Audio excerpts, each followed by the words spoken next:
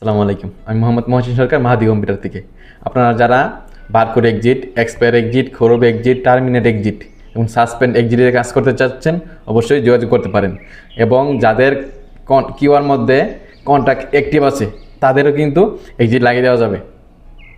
অনেকেই শুনতেছি যে কিউআর মধ্যে নাকি কন্ট্যাক্ট থাকলে নাকি এক্সিট লাগানো যায় না। আমি আজকে আপনাদের প্রমাণসহ দেখাতে পারবো ইনশাল্লাহ। যদি ভালো কমেন্ট পাই ইনশাল্লাহ প্রমাণসহ দেখাবো।